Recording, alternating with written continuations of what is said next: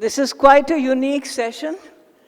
Sanjoy Roy is always popular, but he's quite shy and modest about his book, is what I've seen. Oh, don't make a fuss about it.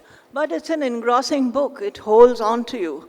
It's a pleasure and an honor to be talking about Sanjoy, my colleague, my friend, and his recent book, There's a Ghost in My Room, Living with the Supernatural. First of all, I want a show of hands. How many of you have actually encountered or almost encountered a ghost or some otherworldly creature? That's all? Don't be shy. Well, there don't seem to be that many, Sanjoy. So you are not like a majority. I must say I've encountered a few, but this session is not about that. I'm going to leave lots of time for questions, so we begin here with a question to Sanjoy. Dear Sanjoy, with your long mane of white hair and your supernatural energy, I often think of you as a ghost who walks. I've also wondered often if you're perhaps an alien. There is certainly something different, strange, and paranormal about you. In the way you float, as though by teleportation, around the world. Where is he today? Oh, he's in Jamaica. Where is he today? He's in Timbuktu. And managed to be nice to almost everybody. This is the most unique thing. It shows a very... As somebody who's often very snappy with people, I can say it shows a very evolved nature to be patient with almost everybody. You never lose your cool. Very rarely. So at the very beginning, out with it. Are you a ghost? Are you an alien? Are you on drugs? Perhaps somras. Or is it just that you're extraordinary in your intuitions, your empathy, and your ability to glimpse into those dimensions that others cannot? I expect a considered, rational, and truthful response to this opening question. Are you just extraordinary in your intuitions, in your empathy, and your ability to glimpse into those dimensions that others cannot? That's what I want to ask. So one is, for me, this is very odd. I'm normally on the other side, so this is the first time that I'm being interviewed, and that too for a book which is accidental. And a big thank you to HarperCollins, Anant and Udayan, and our editors, to Ranjana and Himali for making this happen. It's an accidental book. I didn't sort of have an idea that this is what I wanted to do. During COVID, a lot of people came to me and said, will you write this or that, and I'll give you a 3-book contract. And I said, I'm not ready to write. And I called Himali and I said, tell everybody I'll write in 2037 to basically get them behind. But then they said, why don't you write something? And I said, okay, maybe this is interesting for me. So, Namita, I don't know whether I'm a lot of people have called me all of this, an alien, somebody who's able to transport themselves, and this whole reference to my incredible energy. I don't necessarily look at any of this as unusual. I am who I am. I love to be with people. I love people. And I'm always in a space where I sort of feel that I need to be there for somebody else, to be able to listen to their concerns. I never put myself at the forefront, including in this case, trying to sell the book, much to the chagrin, I think, of my publishers.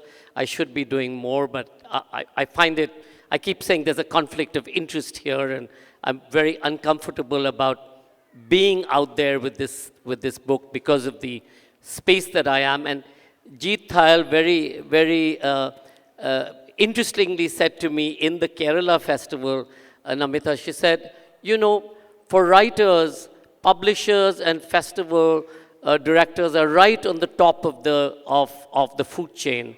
Why have you decided to inverse yourself and become a writer and get down to the bottom of the food chain, which is always such a difficult space? I don't know. I suppose from when I was very young, I've always had a sense of intuition. I've always sensed stuff even before they've happened. to a large extent, this has stood me in good stead. I have been able to walk away from occasions, as you will read in the book, but also many of the things that I haven't written into the book is times that I've walked away from very lucrative deals or contracts because something in my head has said, this won't work. And a particular incident is in Scottsdale, Arizona, where we were all set to set up a festival. We had the money in place, our local partners were there. The Scottsdale Center for the Arts was our partner. And then something our local partner said to me the day we were going to announce the festival and sign with our big sponsor. And something she said sort of just got me to feel that it wasn't right. And I backed off. And I've never necessarily regretted that. In fact, I'd like to tell the audience and remind you also, there are lots of times when you have taken up what look like hopeless cases and says, no, we'll do it. And I've said, Sanjoy, that's not going to work. This example of that happened today also, of how that thing became hugely successful. That somewhere in some human being and their dream, he glimpsed that there was something there. And he nurtured and nurtured and nurtured it till it happened. So was this nurturing nature or this intuitive nature, what age? We know you saw your first ghost officially introduced quite young, but at what age did you find your intuitions warning you not to bunk school that day or whatever it was? One is, I think the nurturing nature in many ways has come from my parents and my grandparents. All of them were always at some point of time working to ensure that other people were helped. And we grew up in that sort of milieu. And we were always told that whether it was, the guard in the house or our staff in the house, that they didn't have what we had, and therefore we were obliged in many ways to be extremely inclusive and make them part of our world and our life. In terms of intuition and my first sort of sense of something when bumped in the night, I was 5 years old, Namita. I was in Calcutta. My grandfather had just passed over. We went on a train trip from Cochin, which is where my dad was, and he took my brother and me and our Pom, Choppy, in a train. In those days, trains were not quite like this. It was a suite by itself, which you accessed directly onto the platform. You mean a saloon? It was a saloon. And for us, it was the most exciting way to travel. Anyway, we get to Calcutta. We get to my grandparents' home, which was an old palace in the north of Calcutta, in Jorashakku, which is where their home was. And climbed into bed at night with my grandmother and my mother. All the lights in the room were on, the chandeliers, etc., were on. And as I was looking at them, in those days, climbing into bed with grandmom meant you were going to get a story. That was the most exciting part of our holidays in Calcutta, was being able to get stories, because parents had no time because they were always doing something else. And as I climbed into bed, the mosquito net was drawn and tucked in, and I saw a dismembered hand with a dagger flash across the mosquito net. I didn't think it was a ghost or anything. I just screamed the place down, and my uncle and aunts and all of the staff of the house came. I insisted that they opened every door of even the unopened rooms in the house to see if there was somebody under the bed or in the cupboard. Sadly, there wasn't. But it's not that I thought this was a ghost. I mean, this was an experience. It stayed with me even to this day. It's such a strong visual that I can still see the glint on the scimitar that flashed across the thing. It was only in later years that did I realize that perhaps what I was encountering again and again and again wasn't necessarily something from the mind, that you are sort of trained to, as I'm a skeptic, you begin to give explanations for what you've seen. But it's only after Punita and I got married, or rather when Punita decided that we were to marry, and she started her spiritual journey, did she start making sense of some of what had happened. But a quick addition to my previous question, who else in your family has this aptitude for the other world? My aunt and most of my maternal family, as well as some of my cousins in my paternal family. My paternal grandmother is mostly in the home. I don't know whether Mani Suri is here. She talks to my mother fairly often when she comes to our house. My mother's passed over 10 years. I think Manika and Prabhu may be somewhere here, Sharupa and Shuli, etc. Everybody has been part of some of these experiences that one has sort of seen, including our kids, including Aditya and Avik. So the second question takes us to the other side of Sanjoy. This is Sanjoy, the highly, this is, I don't think, intuitive, the highly rational, pragmatic, systematic business person as well, the entrepreneur. The Harvard Business School has studied the Jaipur Literature Festival as an example of cultural entrepreneurship for many consecutive years. There is no area like culture. It doesn't happen just like that. You have worked in so many intersections of theater, of film, of the performative arts, and now writing, and have been instrumental in setting up this magnificent literature festival with me and William. So I've watched you craft it bit by bit. Has Harvard understood the ghostly spectral workforce you have at your command? Apart from the brilliant teamwork team, a serious question, do you also deploy these ghosts? Mike. Do you also deploy these ghosts? And do they aid you in juggling 12 balls in the air while whistling and smiling? Tell us, serious question.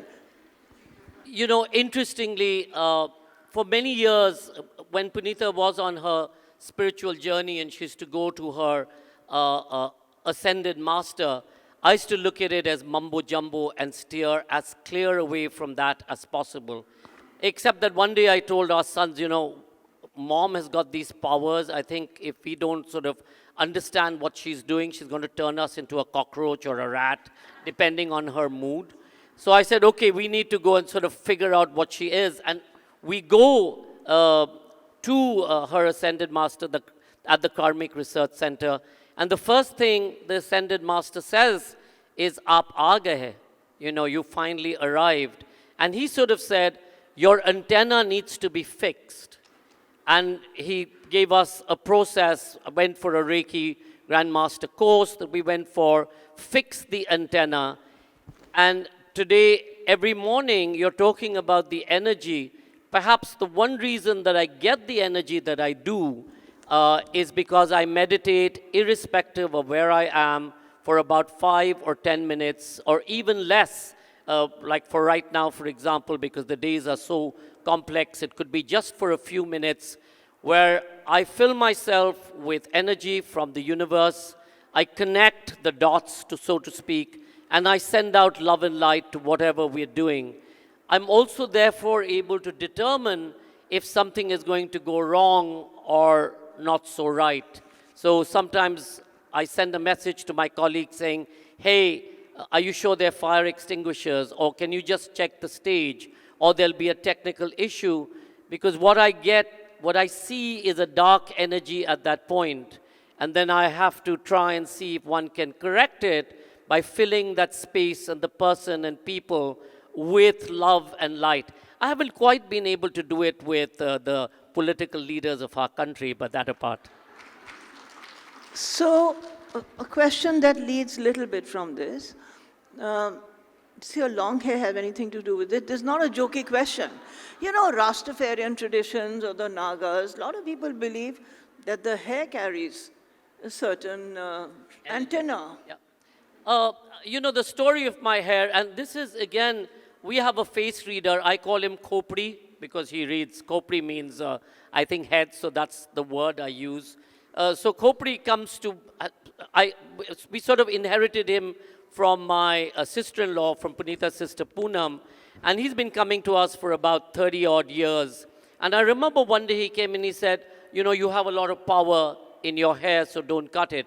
But the reason I grew my hair was, Punita had an accident. It's written in the book. It was an accident foretold that on the 6th of June, there was going to be this accident. I think Manika is again somewhere here. She was party to this particular accident. There were 3 accidents, one after the other, that had been foretold in some sense. Anyway, I hadn't cut my hair because we were in and out of hospital. And one day, our eldest son, Aditya, came to me and said, are you planning to grow your hair? So I said, why? So he said, if you grow your hair, you can't come to my school. And I'm going, yes, no more parent-teacher meeting and annual day and, sports day. So I grew my hair in rebellion to my kids. And who said you can't come to my school? And anyway, every time I went to the school, I was told what a bad parent I was. So that was cool. But yes, maybe the hair is something. That's why people recognize me, maybe. But here I have to say that we've heard of rebellious children. But here you have a rebellious parent. Sanjoy, on page 48 of your book, you write, I have been blessed with acute hearing, picking up frequencies and sounds from a distance, broken bits of conversation floating through doors, urgent endearments, angry exchanges beyond brick walls. Say more about your hearing. Again, I don't know if my colleagues are here, but when they check me into a hotel, they make sure that my room is the furthest away. I can't stay near the lift. I have to be in the last room because I can tell at 2:30 in the morning that they've pulled the flush in their room, in their loo, which is so annoying, and I wake up. But more importantly, in our Safdarjung home, and Safdarjung enclave in Delhi is built on graveyards, as is Hoskas, etc. At night, all of these other beings used to collect at the edges and the corners of our room. We used to have a people tree outside. And while Punita snored through it all, much to my annoyance, these people used to want to have conversations or give messages or ensure that I sort of heard them. And it is the most annoying thing. I am a bit of an insomniac, and it's the most annoying thing when you're trying to go to sleep to have to be in conversations with these lingering, vague forms in different parts of your room who want to give you messages in languages that I have no idea what they're saying. And in many times, many of our colleagues, Tarun and Geetan, are not here. We used to be in Jilling. It's stone wall between all of us because these are these old homes. And I could hear almost every word being spoken in the next room, animals out in the forest. And even today, if music, like the kids and Punita will listen to music at a particular level, which I suppose is normal, I can't do that. I have to listen to stuff very, very softly. And Punita keeps saying, I mumble and I don't speak clearly when we are speaking. It's because it's so loud in my head. So picking up from there, what you just said, you seem to attract troubled spirits who wish to connect with you. And your kindness and empathy tries to help them through. You write of making peace with the spirit, even though one turned you suicidal, or almost to that point.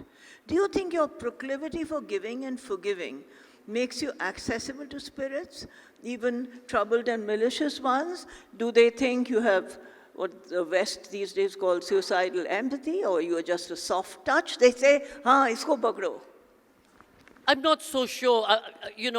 Again, I have to refer to what Punita and the Transcended Guru says, that I attract dark energies. So if I travel into a city, I can pretty much tell you where the cemetery is or where the burning heart is, without even knowing the geography of the land. And instinctively, I think I attract people with troubles. I'm a very attentive listener. Also, I don't hold on to people's troubles. I don't hold on to people who are angry. I don't hold on to hurts. Most of the time, I just forget. I hear it, I receive it. If I can, I heal it, and it goes away. What doesn't sit comfortably is when I receive messages for people.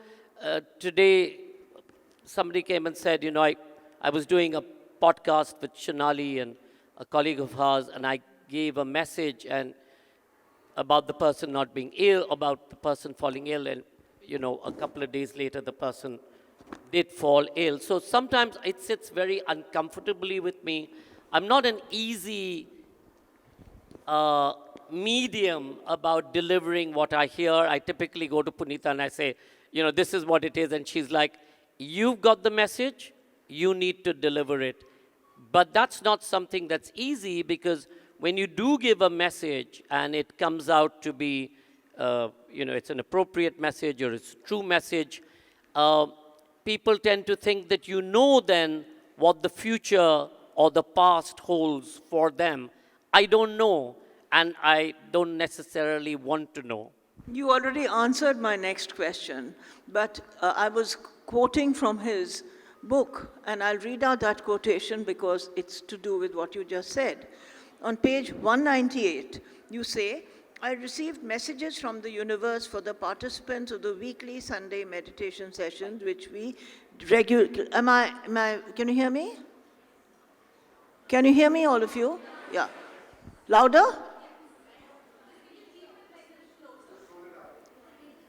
I received messages from the universe for the participants of the weekly Sunday meditation sessions, which we regularly attended. I chose not to share these messages with the people they were aimed at, as I was unsure how the messages would be received. I can confirm that there were times when, in my own family life, we were going through troubled health issues and things, and once in a while, Sanjoy would give me some messages, and they were tactful, but they were accurate. So there is something there of their reaching out, and I was never sure how to receive them, because some of these things are so personal, and you don't know what to believe or what not to believe.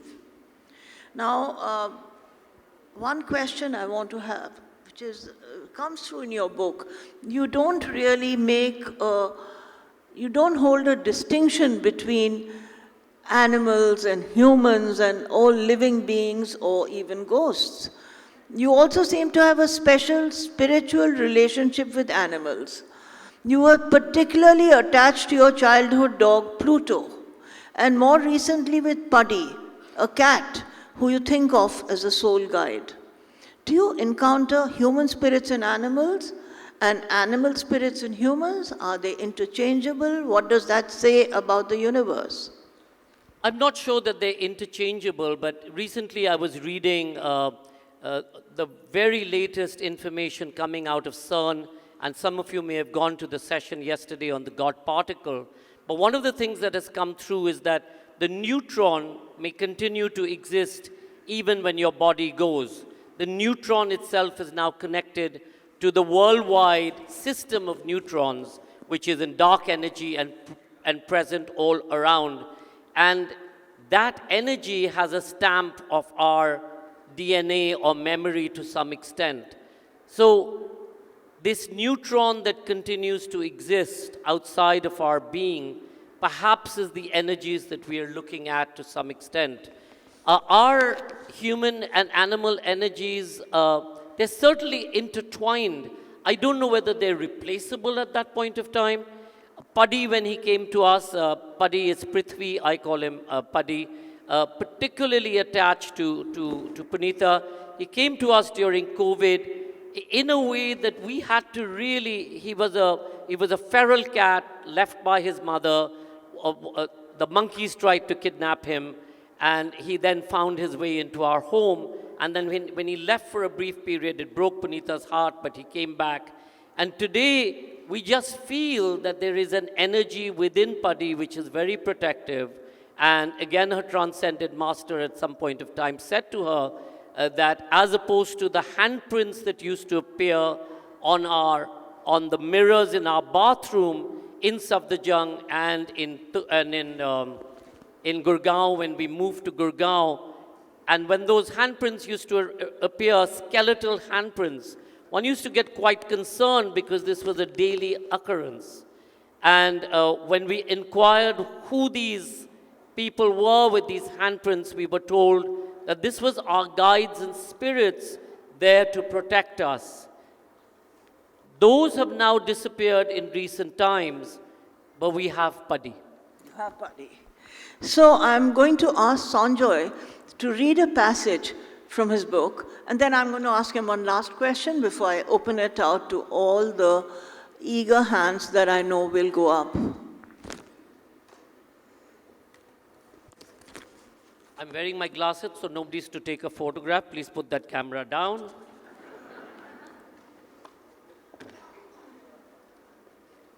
You look good with glasses.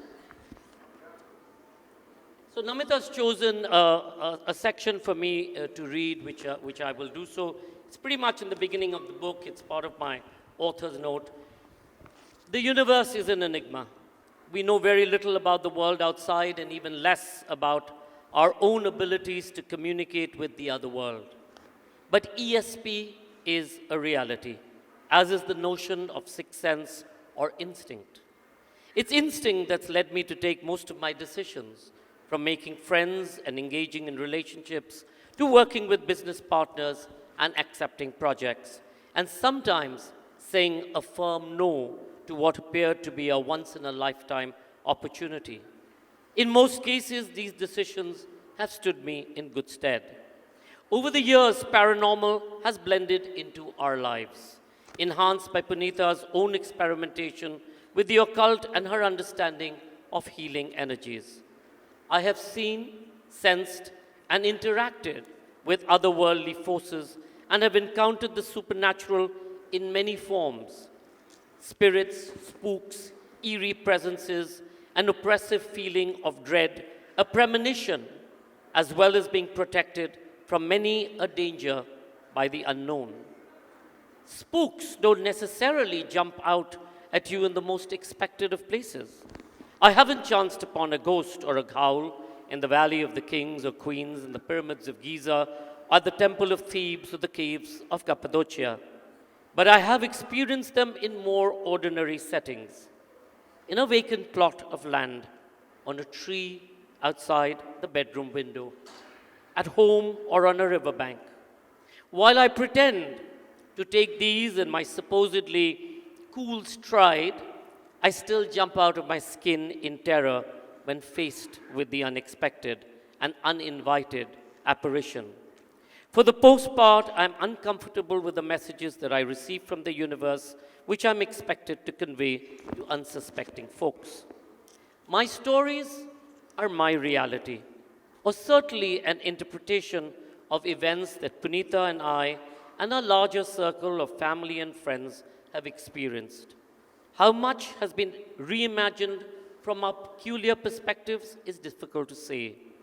What I do know is that through the good and the bad, the horror and the madness, we have ultimately always felt protected, be it by the handprints of our spirit guides who are there to reassure us, or by the positive energy that abounds around us. I am neither a soothsayer nor am I steeped in the occult. I do not predict people's future or delve into their past. I am neither mystic nor skeptic. And so, as you journey with me through time and place and through different dimensions, I leave you to draw your own conclusions. That's very beautiful. A round of applause for this. I'm going to ask a 1-minute question to which I expect a 1-minute reply. And after that, we open up. First of all, do you believe in God or gods? Many gods, one God?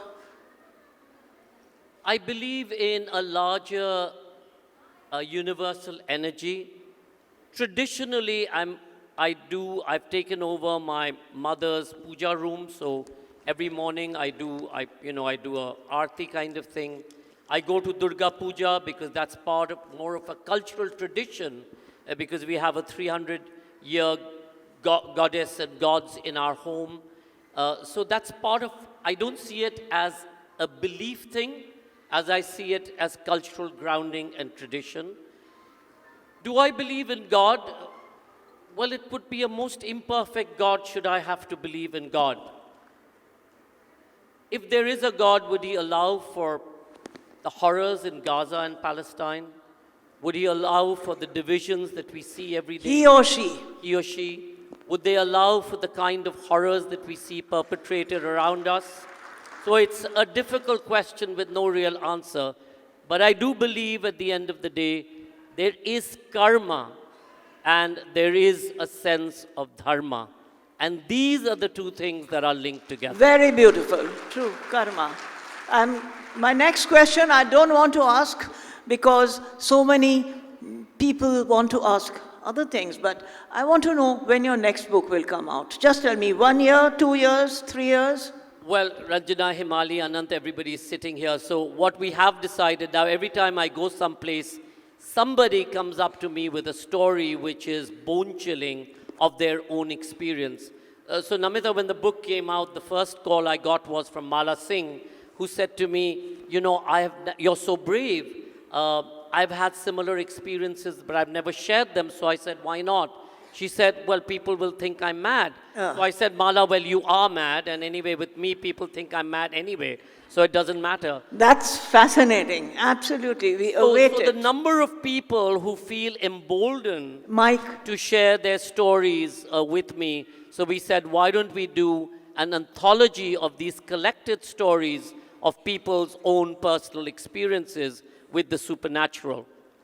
Wonderful. I think we have time for 4 questions. I'm going to take one from this side, one from this side. Why don't you take it in clusters?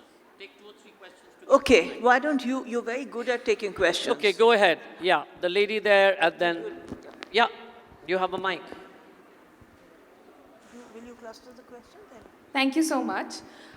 So this is not to negate anyone's belief, of course, but we do know that a lot of times belief in the supernatural can add to a cultural zeitgeist of, say, misinformation. For example, schizophrenics being taken to Mehndipur Balaji, or the idea of black magic leads to a lot of othering of women in tier 1 cities, tier 2 cities. So how do you think you might advise people as a person with influence where to draw the line between belief, but it not leading to harm, discrimination, or, say, misinformation spreading? So discrimination and misinformation. Question here. Where's the mic?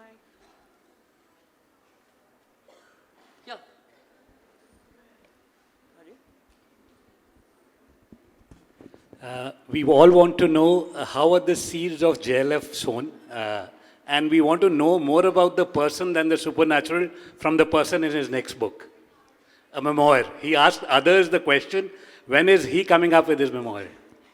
You know, so every time somebody asks me to write, it is the story of JLF.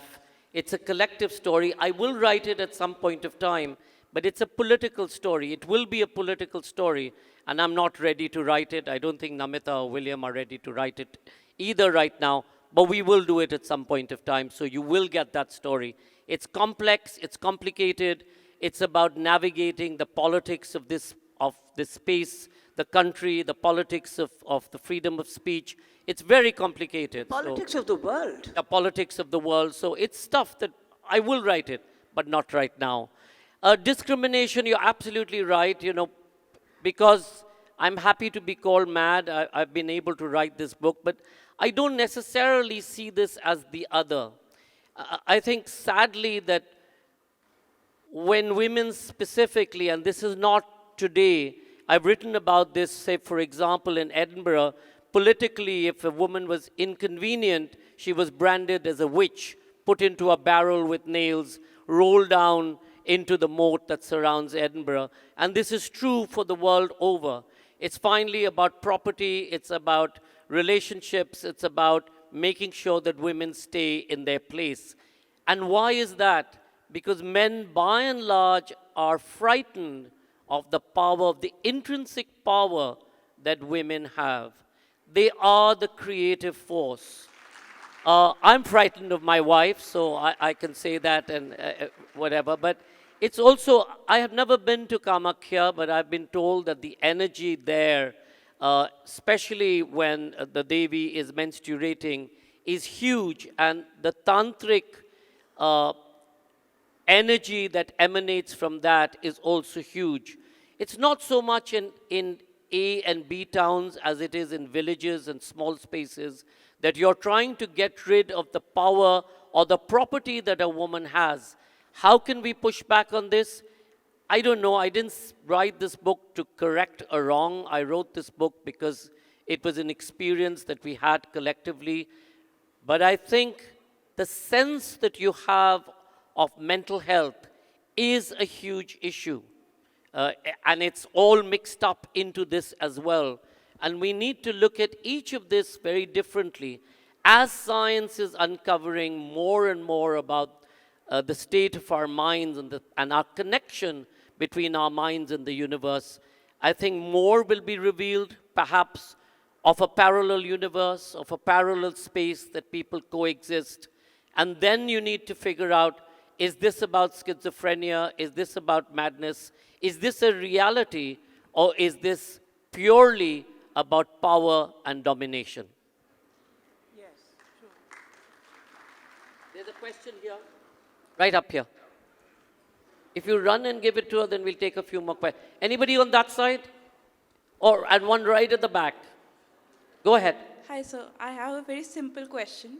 I was watching this movie yesterday, Stoneman Murders, and apparently it's a case also. And this person is a suspended police officer, and he believes that there is a person who is murdering people around the town that he's in. Actually, it's him. And I want to know if you think there is a psychological side to ghosts. And the other question?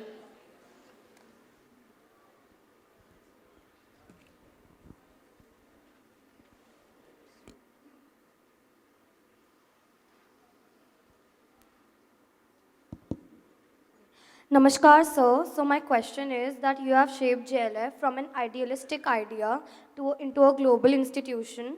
At what point of success did it begin to demand personal compromise? And how do you make sure institutional power doesn't quietly replace your personal courage in your life? So I'll take that first and I'll come to that. So, we've been very clear from the beginning, and this is something that we navigate every day, including today and yesterday and day before and whatever. I've been very clear with my colleagues who keep trying to tell me to contain what we do. I said, we have to do what we have to do. They have to do what they have to do. If we're going to have to navigate only through the energy of fear, then we're not going to get very far. This is a platform that we've collectively built. This is a platform that we feel where our writers need to have a space to express their ideas. Writers have been targeted across millennium. Philosophers who said that the earth goes around the sun were thought to be heretics. This is not new. Persecution of writers, persecution with people of ideas is not a new concept, and it's certainly not new to any government. Very recently, earlier last year, a very eminent university in America said to me, last year we said you can't do a session on Palestine. This year, is it okay if you don't do anything on freedom, speech, gender, equality, environment, etc.? This is in the United States of America that believes in freedom. We need to continue to speak out. Writers don't necessarily write to entertain. Writers write because they have that intent of putting out their story, their point of view. And we will continue to try and protect that space in every possible way. Is it easy? No, it isn't. Do we need to be intelligent about it? Yes, we do. Do we have to grandstand and say, this is what we've done? We don't. What we have to do in a very respectable and thought-through way is continue to protect the platforms that we are building here and across the world, whether it's the Jaipur Literature Festival and the JLFs, or the so many other festivals that we do. I think the key word you said was respectful. Respectfully. And to say, I'm not sure how to unpack this. Mental health is continues to be a big issue, and I think it's very connected with this. In my first instance, when I was when they said I'd been taken over by a spirit, I was possessed, I was doing weird stuff. I don't know whether Mohit is here, but I was leaping off the seat of the bus as 5 people were trying to hold me down. I went immediately into therapy when we got back to Delhi after a 7-hour harrowing experience. When Punita read the chapter of my possession, she said it was only 10% as frightening as it was in actuality. Did I have a mental breakdown at that point of time? I think it's for the doctors to say. Was I possessed? Perhaps. I have no memory of the event or the incident. What I've written is really the recounting of it by all our friends. Manika is in the audience, and Shuli and Sherpa. But a second incident did happen in Jerusalem, pretty much when I was very aware and awake. I got into bed in Mishkanet Shenamin, which is just at the edge of the valley of Jahannam, which is known as the Valley of Hell, which is where hell derives its name from. And I'm paranoid about light. I can't sleep with even a flicker of light coming through the door. So sometimes I go around hotels putting off lights. I put towels to stop the light from coming through the door. Having finally settled in, then I put an eye mask, and then I put a pillow on my head to tell my brain it's time to sleep and blah, blah, blah. But I wasn't sleeping, and I felt this immense pressure of somebody trying to take over my being. I didn't know what to do. I was panicked because I felt I was going through what had happened many, many years ago. I was alone. And then finally, I gave in to whatever this energy was that was trying to possess me. I gave in to it because I couldn't resist. And I could feel it physically subsuming my very being and entering me as a whole, like a whole thing sort of taking over my entire body. I could then jump out of bed, and I immediately called Punita in panic. She was in Delhi. And I said, this has happened. I don't know what to do. Please check. What is it that's come in? Have I been possessed again? I'd just been to the church of the Safalka, and a Kerala priest, Naftej, was our ambassador there. A Kerala priest had given me a blessing, holy water, a rosary, a photograph of Mother Mary and Jesus. I took it out. I sprinkled my bed with the holy water. I put the rosary under my pillow. I tried to go back to sleep. And in the morning, Punita said, I checked. It was a spirit which was protective, and welcome it.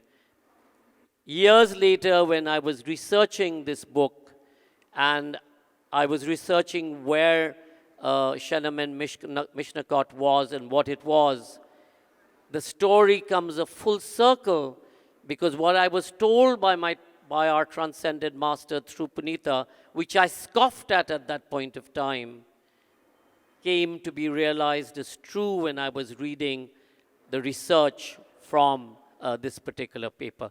So it's really funny, and for me this book has been, in many ways, a healing experience. I didn't realize I was so scarred by some of what had happened.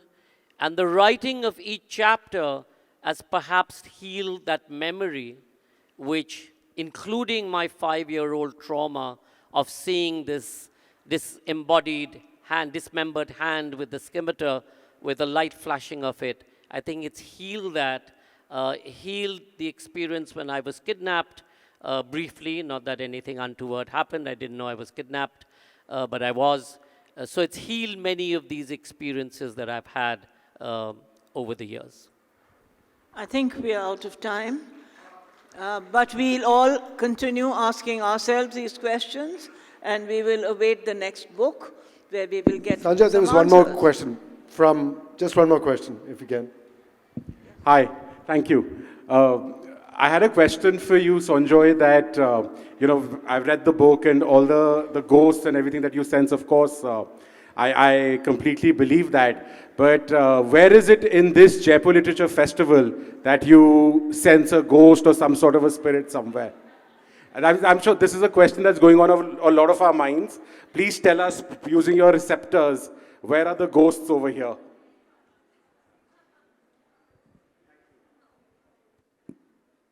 You know, energies are both positive and negative, and every space has a positive or negative energy. When I walk into a room or a building or a house or anybody's home, I can immediately sense where there's negative energy. One of my obsessions of cleaning up spaces, of physically cleaning up spaces, is this: to be able to clean up the energy of that space. Does the Jaipur Literature Festival and the spaces that we abound in have negative and positive energies? They have both. It's really a question of how do you negotiate and try and clean up and heal.